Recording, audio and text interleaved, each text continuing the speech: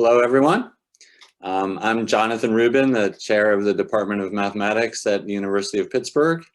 And on behalf of myself and my co-organizer, Satish Iyengar from Statistics, I'm pleased to welcome you to our inaugural Science Revealed event, Safety in Numbers, the Use and Misuse of Data in Society. The Science Revealed series aims to highlight the advances as well as the limitations of science, with an emphasis on aspects that are directly relevant to our lives and communities. Our panelists today are Pitt faculty members Sandra Mitchell from History and Philosophy of Science, Lucas Mentch from the Department of Statistics, Lara Putnam from History, and Tom Hales from Mathematics. Our moderator is Lisa Parker, who, among other appointments, is the director of Pitt's Center for Bioethics and Health Law. Before we get started with Dr. Mitchell's presentation, a few housekeeping items. Please type your questions in the Q&A. You're welcome to do this during the speakers' talks. There's no need to wait until the end of the presentations. Your questions are strongly encouraged and very much welcomed. Dr. Parker will be monitoring the questions and will present as many as she can to the panelists after the presentations. And now I am pleased to turn the floor over to Dr. Sandra Mitchell. So I'm going to stop share.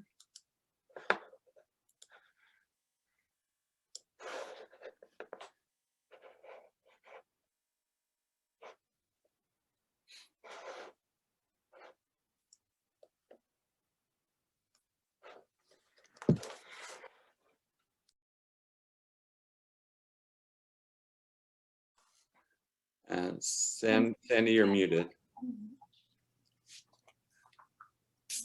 Great. Yeah, but this is not. Sorry, this is not. There we go. All right, sorry about that. Technicalities. All right. Okay. These days, in the midst of a novel coronavirus pandemic, the public's being told to follow the data and follow the science in order to make good decisions about what to do as individuals and what policies are best for our communities. Yet every day we hear something new about COVID-19 variants and the safety of vaccines.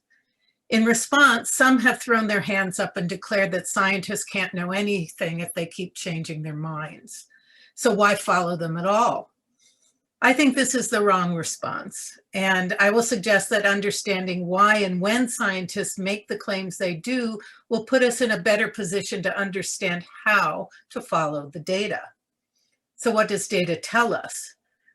There are two locations in which different kinds of data play important roles in this situation. One is what causes or prevents what?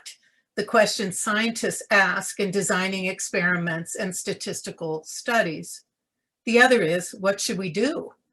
The question each of us and policymakers ask in order to achieve individual and community goals. In complex situations like this, many factors contribute to the presence and degree of COVID disease that complicate detecting the effect of a vaccine on preventing disease and death.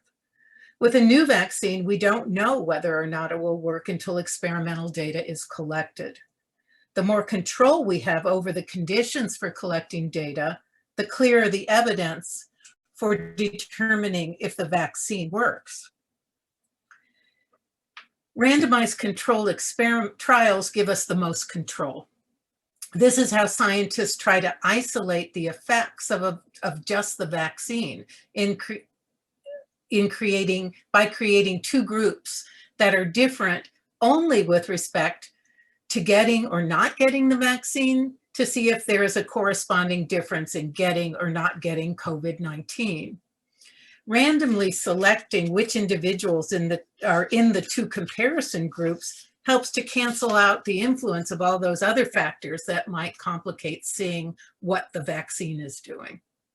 These tests give us information about vaccine efficacy, which is a number we've been hearing a lot about. This efficacy answers the following question: how much is the chance you will get COVID-19 lowered if you take the vaccine compared if you don't get the vaccine, all right? How well does the vaccine work in the controlled test? Now, we've heard these numbers. Pfizer efficacy is 95%, Moderna's 94.5%, AstraZeneca is 70 to 79%, and Johnson & Johnson is 66.3% efficacy, right? But what efficacy measures is directly is the results in these ideal controlled trials, not in the world, right? But in the trials. And the conditions for those trials may differ for different vaccines tested. So a strict comparison of the numbers doesn't really tell you the whole story. And why not? What could be different? Well, there's lots of causal complexities that can be differently attended to in the different experiments. For example, age. The age requirements to be in a vaccine trial have been different for different trials and different times of the trials of the vaccines. Initially, AstraZeneca, their tests, their ideal controlled test conditions, did not include anybody over 65. Okay, that might sound strange to us because we know that people over 65 are more likely to get severely ill from COVID-19. In fact, more than 80% of COVID-19 deaths occur in people over 65. So, but they excluded them, whereas other vaccine trials included them. And so why would you exclude them, you might ask? And it's clear that the goal is, again, to isolate the efficacy of the vaccine. And we know that when we get older, typically our immune systems are weaker, changes in our cells don't repair as quickly, we harbor more health conditions. And that might blur the effects of the vaccine itself. So if you want to know what the vaccine's doing, you want to really isolate it, and isolating it might require you to exclude certain age groups from, you get a cleaner picture if you exclude them from your test. Another really important case is in respect to the environment. The environment is changing. And so depending on the environment of the population you're sampling your participants from, you might get different measures of efficacy. This was really dramatically done for AstraZeneca. And before the emergence of the South African variant, the pooled efficacy, the studies that were done by AstraZeneca vaccine from the UK, Brazil, and South Africa showed an overall efficacy of 66.7%. That means you're 66.7% less likely to get COVID-19 if you took the AstraZeneca vaccine, until they tried it in South Africa and something else had happened. What happened is a new variant had emerged in that time, and which required them to now have to do new studies. And the new efficacy studies that were done on AstraZeneca showed that of all the people in the study who got the COVID-19 from the new variant, AstraZeneca was only 10.4% efficacious. And so when things are changing, efficacy is again a measurement of what this relationship is between getting the vaccine and getting the disease within this study, right? In order to see if the vaccine works. Efficacy clearly does not translate directly into effectiveness. And even though everyday language, we think of these as equivalent, right? In the epidemiological and scientific literature, they're measuring different things. Effectiveness of a vaccine is a measure of how well does the vaccine work in the real world, not in the controlled test that shows what it can do, but really when we try to use it to achieve our goals of reducing disease and death. The most efficacious vaccine measured in a trial imaginable, right? The 100% efficacious in a trial will have zero effectiveness if no vaccines are ever produced, if there's no access to the vaccine, or if nobody will take the vaccine even when it's available, okay? So in the real world, effective policies have to take into account the other than vaccine factors, which are often invisible to the experimental studies in ideal controlled tests. Right? To try to isolate the effect of the vaccine, you ignore other things. And there may be, in fact, when the efficacy, measuring how well it does when you actually implement a vaccine in a real population, uncontrolled, right?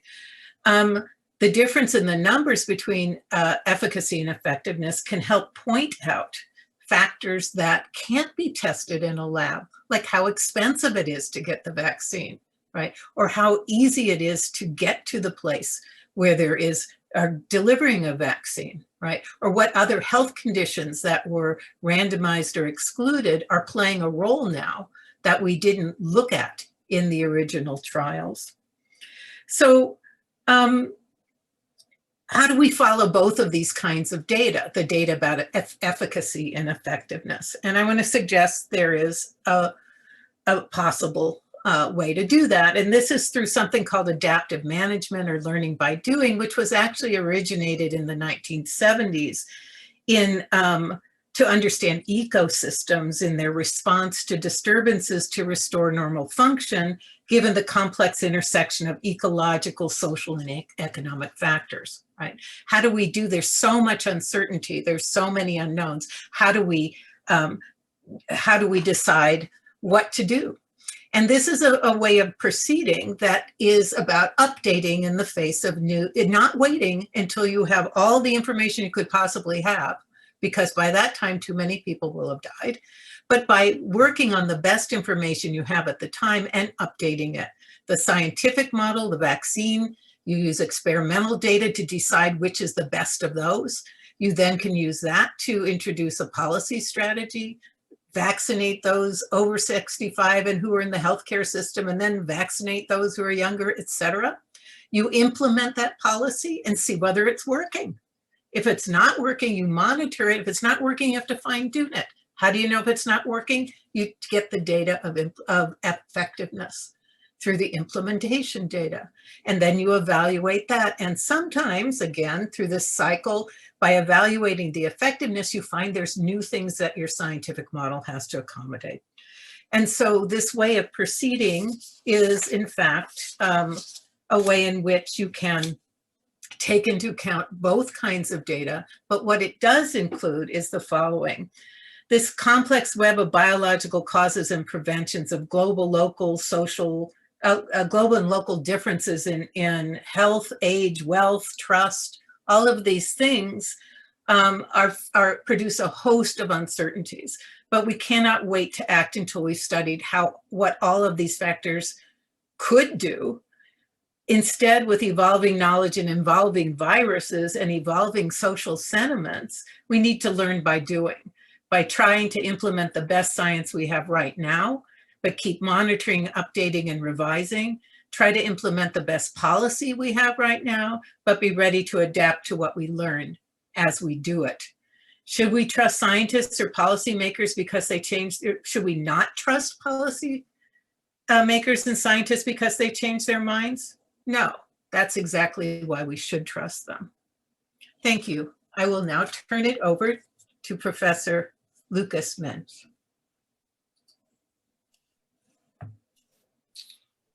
Great. So thanks, Sandra, and thanks to John and Satish for inviting me to be a part of this. It's really an honor to be a part of such a distinguished panel. I want to spend some time talking about sort of the pros and cons generally of this big data era that we're living in, but I'll start by just kind of quickly running through a few projects that I've been involved in recent years, kind of broadly related to this topic of big data and the criminal justice system. So in 2015, I was on leave from the University of Pittsburgh, and I was acting as a visiting researcher at a lab in North Carolina as part of a program on statistics and forensic science. And I don't know how well known this is kind of generally, but there's a lot of forensic science procedures out there that are not overly scientific. And so part of the goal of this program was to try and kind of develop the scientific foundations for these procedures. And to do that, we often thought about things like what we would refer to as random match probabilities. And so when we're talking about these, we imagine we've got a situation where we've got a crime scene, we've got some piece of evidence there, we run some forensic test on that piece of evidence, and we want to know whether that that piece of evidence matches some person of interest. And if it does, that's good. But we also need to know what the probability is that it would just randomly match, some random person that we pulled from the population. So we have some pieces of forensic evidence like DNA for which we know that random match probability is really low, and so the evidence is really strong. But for many other pieces of evidence, we really don't know. And for some, we actually know that it's actually kind of high, so the evidence isn't very strong. So that was kind of the overarching goal of that program, was to kind of design different experiments under different conditions to try and sort of assess the strength of different kinds of evidence. The second project that I want to mention just briefly is on the topic of policing. So this is obviously a topic at the forefront of everyone's mind now, and unfortunately has been for quite a few years. So I started thinking about this about the time that I was coming back to Pitt, and I started thinking about it because as we are now, I was hearing a lot of statistics being quoted in the news and in the media related to rates of police violence or police shootings, these kind of things. And it struck me that some of these things were just kind of nonsensical things that you couldn't really calculate anyway. And other things that did make more sense were sort of, some of them were at least in direct contradiction to each other. But what really struck me is that I had no idea what was right. I had never seen data on this. I had no idea what plausible numbers would have looked like. And that kind of struck me as a little bit weird. Being a statistician, I tend to get exposed to a lot of different areas, but this was something I didn't know anything about. And I soon realized why that was the case. So at that time, about 97% of police departments in the US just didn't report any information on this whatsoever. So there wasn't a lot of large-scale studies being done on it. Fortunately, I wasn't the only person who thought this was a little bit of a problem. So around that time, the Washington Post set up a database, which they're constantly updating, which is publicly available, to go out and search the web for instances of police shootings. And so a lot of the research that's kind of on that scale going on now is sort of in its infancy, but it's opening the door to allow us to look into things like the extent of racial disparities in police shootings, whether those disparities are uniform across different cities, whether officers wearing a body camera has an impact on those kinds of situations, et cetera. And the last topic I want to mention is something that I've been thinking about a lot recently, and it has to do with things that happen further down the line in the criminal justice system, sort of after someone's already been convicted of a crime. And this is the idea of using algorithms to decide things like sentencing in criminal trials or in making parole decisions. So trying to estimate the probability that someone will reoffend if they're let out of prison early. And so to create these algorithms, you would think about taking in data on a bunch of individuals who were previously in this situation and recording things like the type of offense, maybe previous offenses, the behavior while they were in jail, et cetera. And you want to combine all of that into some algorithm to make predictions.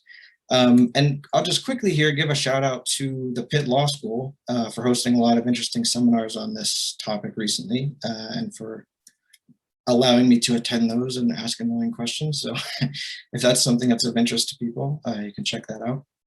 All right, so I'll transition now to sort of talking about the pros and cons of some of these things. And I think the upsides here are fairly obvious. I mean, it seems obvious to me that it's really, really important to know the actual strength of forensic evidence that's being used to potentially put people in prison. And when you're thinking about things like sentencing decisions, you're always worried about different kinds of cognitive biases that might be entering into that process when you have just human decision makers in that role. And so, appealing to algorithms to at least handle part of that has kind of a nice objective feel to it. But there's also a lot of downsides that I think don't always get discussed as much. I find these problems really interesting. And one of the reasons I find them really interesting is because I find that when I'm having conversations with people outside of statistics and machine learning, my field, I'm oftentimes the most reluctant about wanting to implement these things in practice. I catch a lot of flack for this because I'm supposed to be the data science and machine learning guy. But having the insights that I do means that I am also aware of sort of how wrong these things can be and how much we really don't know about some of the underlying mechanisms with them. We're still continuing to learn new surprising things all the time. And I think that when you're not kind of heavily invested in sort of the research at that level, we tend to kind of mistakenly adopt this almost fairy tale view of how algorithms work, where you go out and get data, you put them into an algorithm, and the answers pop out the other side. But it's obviously a lot more complicated than this in practice. So you could imagine a situation where you've got two algorithms. They are similarly accurate, but maybe for some subset of people, they're making wildly different predictions. And when you're talking about settings that are as complex as these, those kinds of things are virtually guaranteed to happen. And so, you really have to think about, do you really want to leave these kind of life-altering decisions up to just noise in an algorithm? And so to me personally, kind of as a general rule, the higher the stakes are of the decision, the less I'm inclined to want to sort of turn that decision over to an algorithm.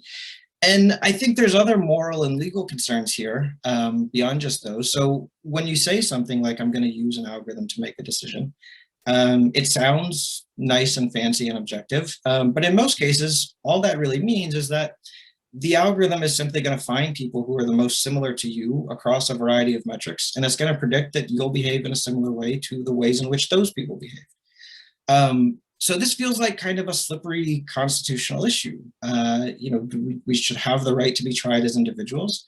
That would sort of be my first defense if I ever found myself in that situation. I would want to say, I don't care what other people like me did. I care what I did. I'm the one on trial. And the final point that I'll make is this. It's not at all clear to me that having all of the extra data that we have now has actually made us smarter in many of the ways that we think sometimes. And I know at first that sounds kind of blasphemous for me to say as a statistician. And I certainly believe that having more data can, in theory, allow us to get more objective insights about a process, but it's not clear to me that this is always what ends up happening in practice.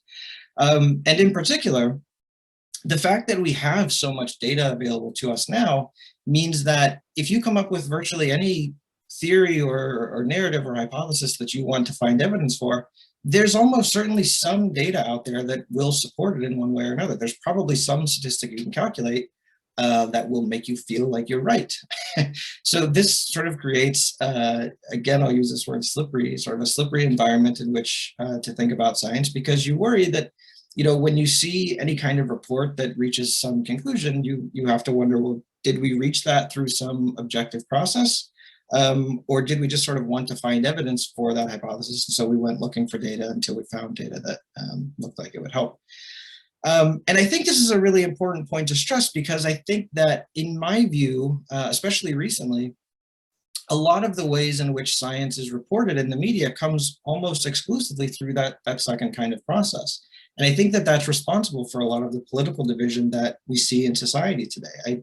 I tend not to think that the left has gone further to the left or the right has gone further to the right, but rather that each side has kind of dug in its heels a little bit more because each side feels like there's more and more objective evidence on their side. And I'll close by just giving you a quick example of this from just the past week. So in the past couple of months, there's been 2 scientific studies that have looked at whether increased fan attendance at sporting events has led to local spikes in COVID cases. Perfectly reasonable thing to wonder about. But the problem is that one study found that it did, one study found that it didn't. So if you wanted to just sort of get a sense of where the science was at, you would say, well, it's not clear. One study found that it did, one study found that it didn't. But I'll just quickly mention 2 media articles that were written about this. One of the headlines was, "New study finds COVID spikes after NFL games with fans." The other was, "Study, fan attendance at NFL NCAA games did not increase coronavirus spread." So in near direct contradiction to each other. And I'll close by just mentioning that one of those articles was written by Breitbart. The other article was written by the New York Times.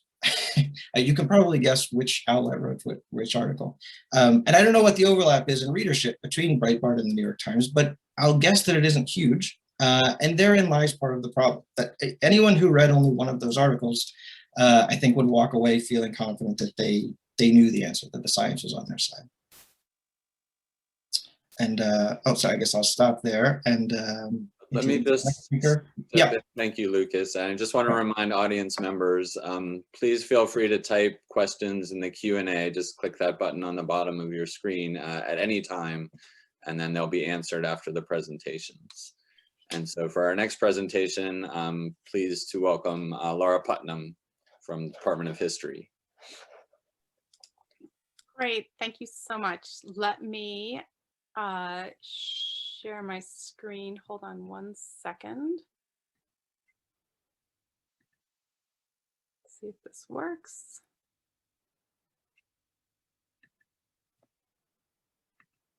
All right, are you seeing my screen? Let's see. Yeah, we see it, Lara. You see it? Okay, perfect. So, I'm going to be talking about social media and social movements, looking at how our ability to use digital media and digital information flows to crowdsource knowledge has both aided what we can know about social movements, but also created new routes for disinformation and misinformation to flow. And so you'll hear some echoes of the same points that my fellow panelists have made. So the example that I'm going to give you has to do with the racial justice protests that we saw emerge really importantly last May, at the end of May, and across the month of June last year, in response to the killing of George Floyd and to other cases of injustice. We saw images and reporting, social media reports of an extraordinary number of protests, Black Lives Matter protests, protests sort of in support of racial justice. And as I and colleagues began, seeing these, hearing these reports come in, we realized this was actually not just a broad wave of protest, but probably the broadest wave of protest that this country had seen in recent history. We were able to know that because of the existence of a project called the Crowd Counting Consortium, which since 2017 has been creating a crowdsourced, so information is coming from reports from participants, reports from observers, reports from scholars around the country and indeed around the world of protests of all kinds, political protests, issue protests, and they've created the academics who run the Crowd Counting Consortium have created a careful system for trying to curate that information and make sure that it is as accurate as possible. So they have people submit media reports, links to news coverage, and they have a process of curating and cleaning the data. And so we didn't have to just rely on, wow, it seems like we're hearing about a lot of protests. We were able actually to count up, to sort of add to the curation of the data, to contribute data, and also to compare that to other protest movements. So for instance, in total, over the course of late May and then just through the end of June in 2020, there were more than 400 Black Lives Matter or racial justice solidarity protests across the state of Pennsylvania that were held in more than 230 different communities. And I want you to pause and think about how many if you could name 230 different communities in Pennsylvania, that is remarkable. Probably if you start naming them, you'll get to like 20 or 30 and then you will run out and there will still be 200 other places that you have not yet named that held racial justice solidarity protests. And again, because we have this carefully curated data set, we're able to tell you that that is enormously more, that's 10 times more, roughly 10 times more than some of the most widespread previous protest waves. So for instance, the Tea Party protests in spring 2009, protesting against, just after Barack Obama had been elected and there was a movement to create a new form of the health insurance and so on. There were Tea Party protests in reaction to that agenda that were held in about 30 different communities statewide. And that was a lot at the time. That seemed like a sort of tidal wave. In January 2017, there were women's marches held in 24 different communities. Again, that seemed like a lot at the time. 230 is radically more than that. And we were able to make that comparison. And we were also able to use the data, since we have data on, we've created a data set which says not just how many protests were held in the state, but where they were held. We can match that, for instance, onto counties and compare how the different kinds of counties that protests were held in compared to the different kinds of counties that Pennsylvanians live in. So among the things that was quite striking about this wave of protests compared to previous ones is that the distribution of protests, when looked at the county level, actually exactly matched the population distribution of Pennsylvania. It wasn't just that protests were being held in upscale suburbs or just being held in urban areas. Actually, they were very widespread across different county categories. Moreover, since we have this carefully curated, very precise data, we can go down to a smaller unit, not just looking at Pennsylvania's 60 plus counties. And we can look, for instance, at school districts. So here what we're doing is mapping the locations of the protests onto different school districts.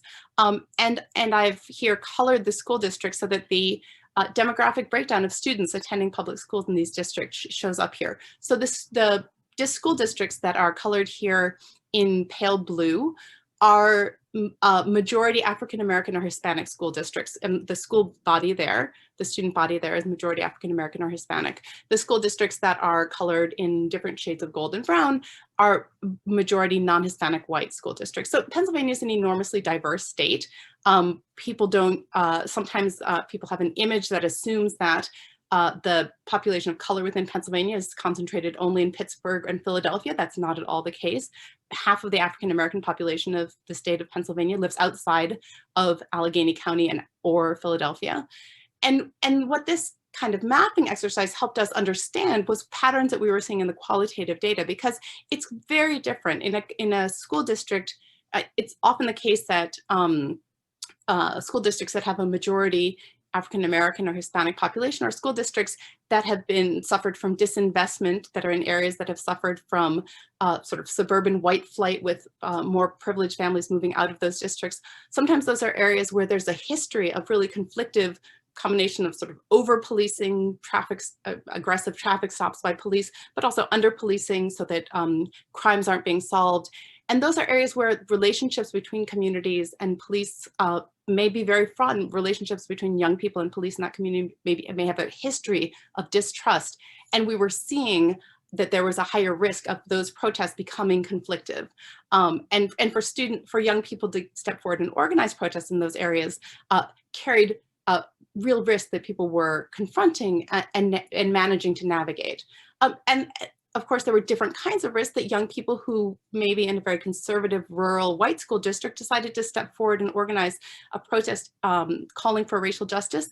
There were different kinds of sort of there was a different history in those places and different kinds of risks were being faced. So again, moving between the qualitative and quantitative data helped us understand the diversity of experiences that went into making up the social movements.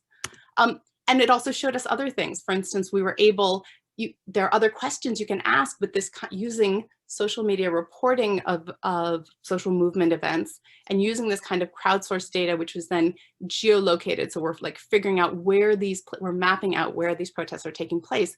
We can, for instance, impose that on a map as we have here of the rivers of Pennsylvania and begin to recognize that actually the lines, the locations of protests trace out the river towns of Pennsylvania, right? That's not something that we could have come up with a whole bunch of different kinds of statistics about protests, but we wouldn't have known this about the geography of protest and the kind of history that this represents without being able to do this kind of mapping. And this speaks to the complex history of Pennsylvania's river towns, which often are places that had a sort of early industrialization that might have brought that shaped a particular kind of history of sort of factory town growth, but then also factory decline.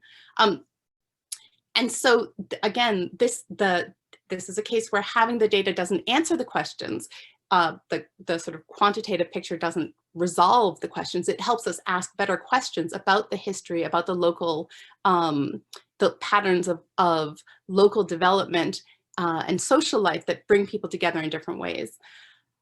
So all of that is a story about how social media and new kinds of digital information flows can help us understand protest movements better.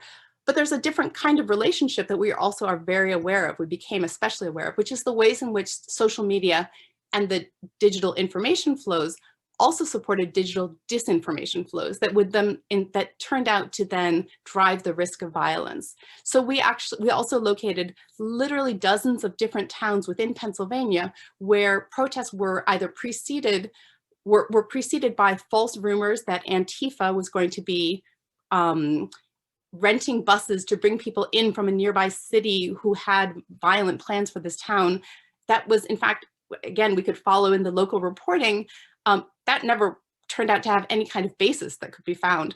But those rumors themselves, which were again and again showing up in community Facebook groups, showing up in social media, then themselves drove the risk of violence. That became a justification, a supposed justification for instance, armed counter-protesters to show up, or in some of the examples that I have here on screen, the organizers of protests faced threats or even death threats on Facebook. And so the relationship between digital information flows and social media is not simply as sunny as to say, wow, this is great, we can really appreciate social movements in a new way. It also, some of those same roots that allow us as scholars to see new things also make it possible, create new risks for society and for our democratic functioning. And it makes it all the more important for us as scholars to think very carefully about how we can understand the world better and communicate as clearly as possible about what we're seeing. Thanks so much. And now we'll move over to Professor Hales.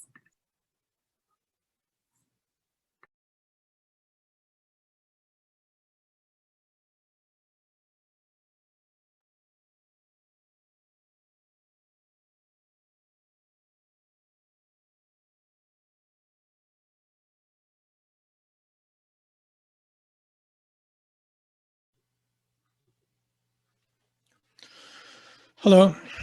April has been a terrible, truly awful month for internet security. For starters, 533 million phone numbers of Facebook accounts have been leaked online. If you have a Facebook account, your phone number might be compromised. Just days after the Facebook news, it was revealed that hackers are selling the data from 500 million LinkedIn accounts. And then less than a week ago, it was demonstrated that hackers can take control of a computer running Zoom. So if you're watching right now in a Zoom session on Mac or Windows, your computer is vulnerable. Fortunately, researchers found this vulnerability before any mischief could be done, and it was reported in a responsible way to Zoom. How can we design better protections for our security and privacy? I'll give a mathematician's point of view. Cryptography is the science of protecting communication to keep intruders out. Think of encryption as putting a message into a sealed envelope so that nobody can read it until it reaches its destination.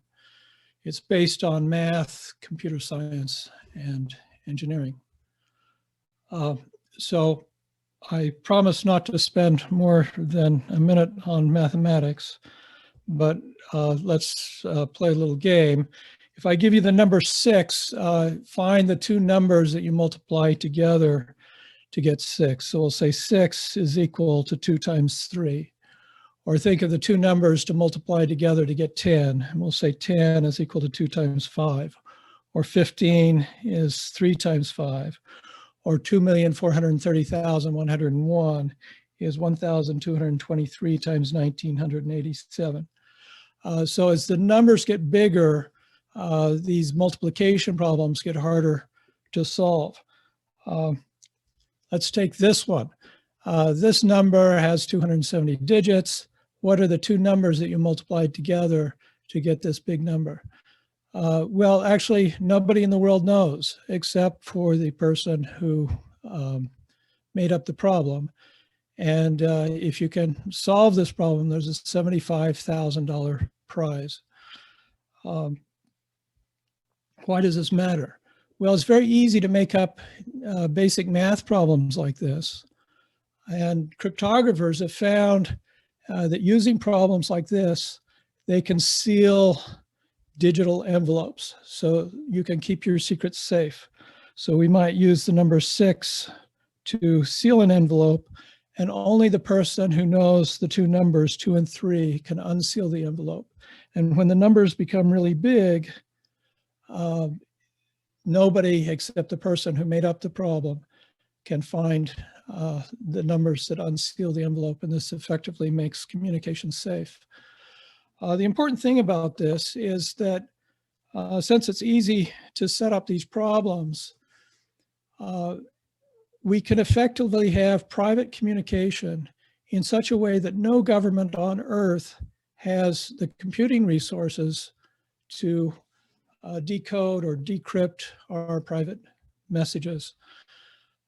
This is a very powerful thing in the hands of citizens. Some governments don't like the idea of this, and this has led to what are called the crypto wars. So a crypto war is not a literal battlefield war. It's a war of a legal and political war. And these crypto wars go back to the Cold War. Open cryptographic research was basically impossible back in the 1970s. At the time, every research paper related to cryptography was defined as a weapon of war by the United States government and was regulated as such. But eventually the US government backed off and crypto research started to be done in the open. And the crypto wars have continued off and on since then. In 2013, the whistleblower Edward Snowden revealed that the United States government was engaged in mass surveillance on its own citizens. A US intelligence agency, the NSA, had inserted backdoors in encryption. And that meant that you thought your communications were secure when in fact they were not. The Snowden revelations were what made me passionate about cryptography.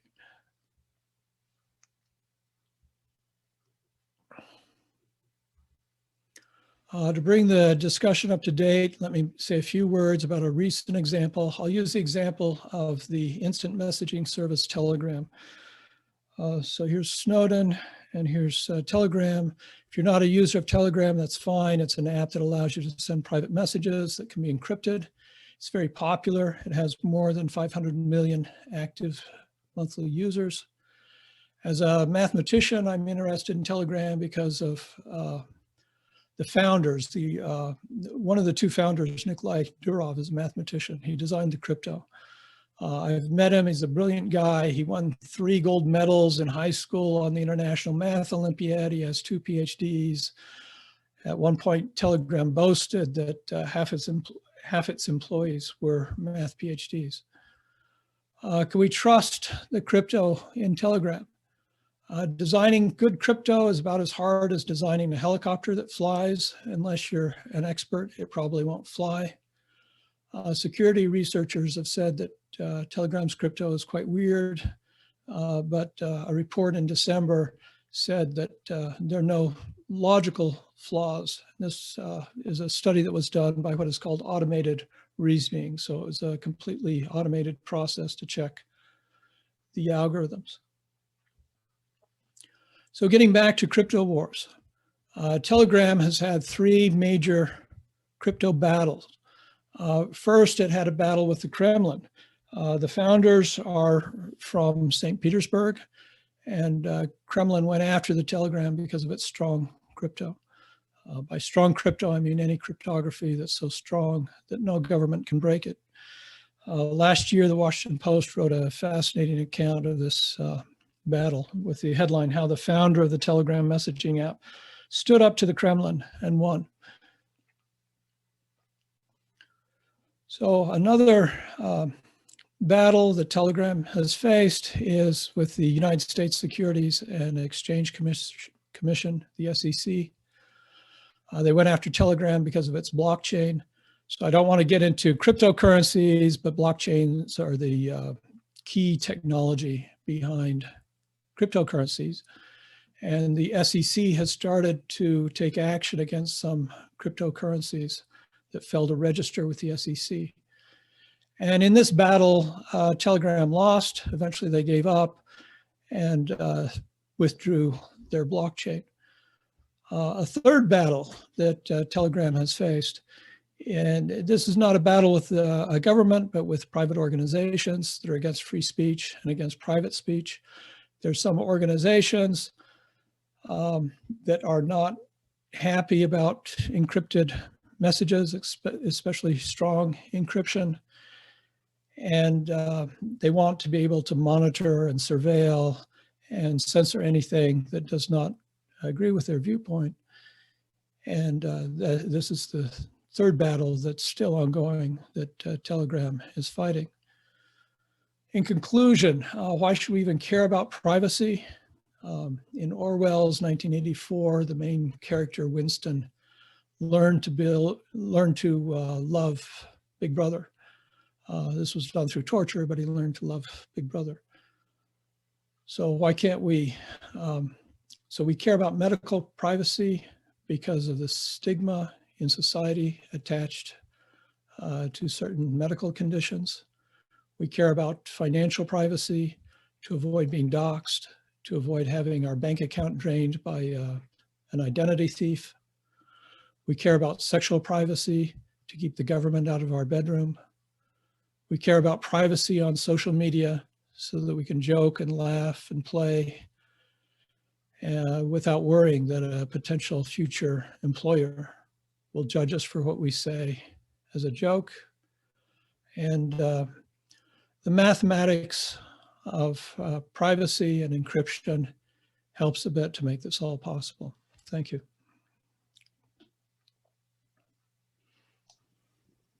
Wow. So thank you all for your presentations, and our thanks to audience members who've shared so many questions, so little time. So let me begin by asking a question that I guess I could direct to our first two speakers. Our first speaker suggested that we should trust science even more because scientists change their minds. They admit they had it wrong the first time, or there were limitations to what they thought initially, and they admit it, they change their minds, they come out with new information and a new recommendation, let's say. But at the same time, as Lucas, our second speaker, pointed out, major life decisions are being based on, for example, the outcomes of algorithms. People are being sent to jail or not. So a question would be, will we ever have enough confidence in the data that we use to make such important decisions, for example, to send people to jail or not? How do we know that we're at a point where we have sufficient confidence in the science or in the data, the use conclusions from the data to make decisions like that? Lucas, Sandy? Yeah, I can start. So I think, I don't know, I guess I would think about the question a little bit differently. I don't think we'll ever get to a point in my mind where I would just trust an algorithm 100% and not ever worry about it. I think the better question is maybe, can we get to a point where the models that we're using, the algorithms that we're using, are simple enough that we can sort of understand what's going into them, and we can understand the limitations of them and approach them with a kind of inherent uncertainty and realize they're not going to be perfect all the time, and be willing to kind of audit the decisions that are being made in order to make sure that we're not doing things. My biggest worry with turning things over to algorithms is that we just put 100% of our trust in them, not that they can't ever be used to make important decisions. Okay, shall I also answer that? Sandy, yes. Yeah, I think it's different situations require different approaches. And so again, in these contexts of great uncertainty, but great negative outcomes if we don't do anything, that changes, if you like, our risk assessment of how much uncertainty are we willing to accept in order to do something that might do good. And if we monitor, we can keep adjusting our it's more complicated to do that than to know once and for all what something is. But in certain contexts, like evolving viruses and the complexity of the social implementation problems, that's not something that's going to get sorted once and for all. And so we have to be in a position where we use data to guide us through different steps of what we want to accept. And sometimes the more data you have, and of course the vaccines were approved in an emergency way because they didn't go through what we've kind of institutionally accepted as the right amount of data to have before we approve a vaccine, right? We went with less in order to implement it sooner. And so I think there are contexts in which we can wait until we have more data and do all of the adjustments prior to implementation, but there are cases when we can't. Thank you. And I'm going to move to a question or two questions that I think really can be directed to our third and fourth speakers.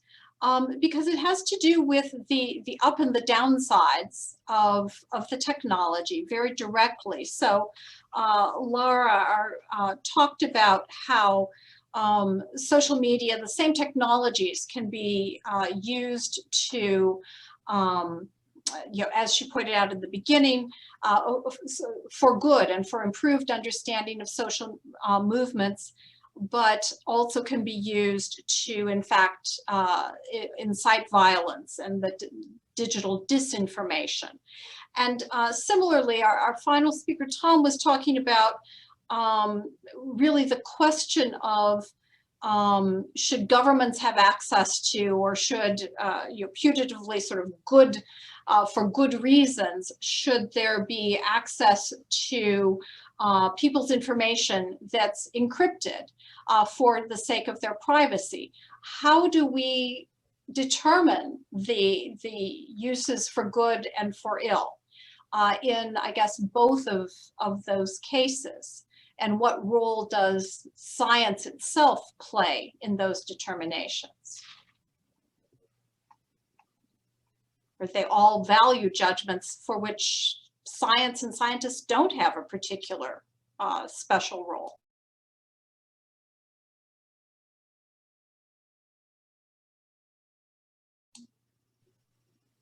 Tom, do you have a sense of? Yeah, okay, I'll jump in. So something like Telegram has more than 500 million users. And when you have an audience that big, you're going to get a broad cross-section of the entire world population. And so you're going to get people who communicate with bad purposes and bad intent, and you get people who communicate with good purposes and good intent. And depending on your attitude about privacy, you'll bring up examples of the bad players or the good players. So you can talk about the role of encryption in the Hong Kong protests or BLM, or you can also talk about the role of encryption in the incitement of violence. So the thing about encryption is that with strong encryption, there's no halfway. You can't say we're going to have strong encryption and then peak, because the technology is such that you either let the messages go through or you don't, but you're not able to peak once you decide to use strong encryption.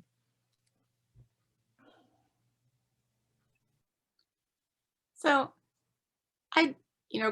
complementing that, I'd say that in the realm of disinformation flows and the roles that social media plays, the best way to approach and to understand how that's impacting our civic life and our sort of small d democratic life is not to sort of try to isolate and focus just on the technology itself, because the technology isn't working in a vacuum, right?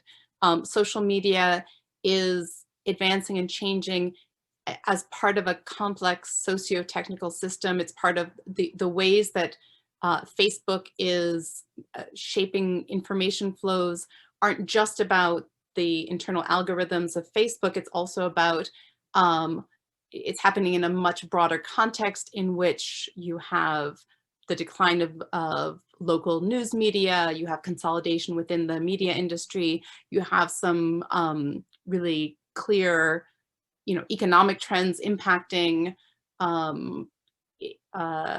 news generating institutions, and you also have crises of trust in institutions, trust in mainstream media, trust in universities, and so on.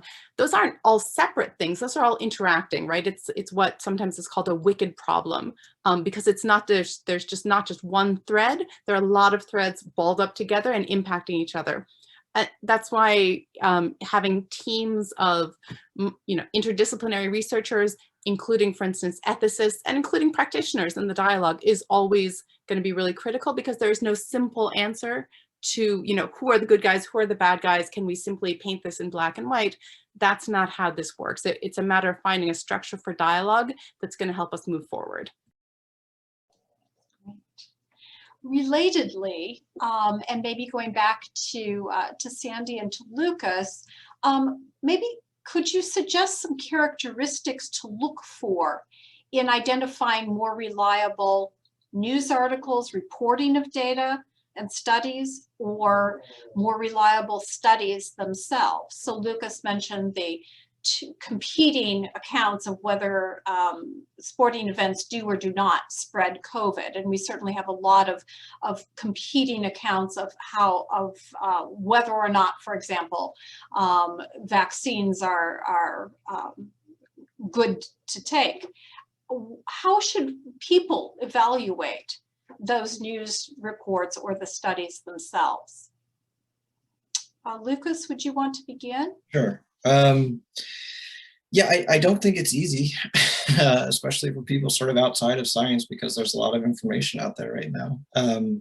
But I'm always very wary about suggesting that, like, oh, this is the good source. This is the source that you should pay attention to. I would tend to say, look at a variety of sources, and you can kind of use your own intuition and judgment and try to see, is this just sort of someone's opinion, or is this actual just reporting of facts? But even those lines get blurred, like in the example that I gave, because both of those articles, they're not written as opinion articles.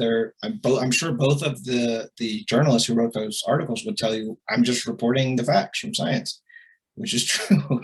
But they're obviously reporting them in such a way that they want you to walk away with a certain feeling. So I think looking for more things in different places, and actually trying to you read an article that's making one conclusion, just Google the opposite conclusion and see if there's been things written about that. And but yeah, I fully admit it's a difficult thing to do these days. Sandy? Yeah, it's there are institutions that have adopted practices to try to get at a more rigorous accounting of what the world's like, and scientific institutions typically are those. So it's not just one person's opinion. When a scientific result is published, it's the result of peer review and people objecting and people trying to find out what's wrong with it and correcting for it. And so there's a whole set of practices that go behind the scientific reporting of the results of experiments. That doesn't mean they're perfectly correct, but that does mean that it's not based on a motivation of a profit or of political gain, which are much more likely to distort the data in favor of the goals, not of representing what's actually happening in the world or in the virus, but in what if only this happened, this would be really good for other things I want, money or fame or whatever. So I think it does require kind of peeking underneath the way in which people claim they got this data or what they think the data shows you, and to try to distinguish the kinds of sources of data as well as the reasons people are appealing to such data. And Lucas, as we begin to conclude, because we're almost at time, there was one final question about how does bias get passed into algorithms and how can we guard against that bias? And I wonder if what Sandy just suggested of peeking under the hood and seeing what gets fed into a study or an algorithm is the best way to avoid being misled by the biases in algorithms. Yeah, let me just sort of quickly follow up on what Sandy was mentioning, because it made me think of something. I think, unfortunately, when scientists are writing a scientific paper, they're often very aware of the limitations of what they're doing. They might describe those things reasonably in the paper, but it's unfortunate that those are often the last things to get passed when it goes to, you know, the more popular media articles. You just see the conclusions given. So I think everyone should just be aware that there's always going to be inherent limitations in any kind of scientific endeavor. For the question of bias in algorithms, I mean, this is a hard issue. I mean, this is an issue where I could show you examples of things that look perfectly fine on the surface, and under the hood, they're doing really complicated things. So if you're using a sort of explicit model where you can look at the model and you can see this is how these variables are being used, and that kind of thing is accurate, then I would sort of always prefer to do that.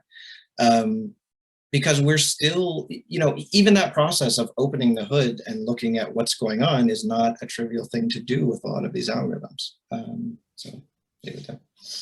Thank you so much. And we are at a close at the end of a very good hour. And thank you to everyone who participated, to our audience and those who asked questions and who are our presenters this evening. And I know that this is the first of additional conversations to come in the future. So keep searching for it, and everyone be well. Good evening. Thanks, everyone. Take care.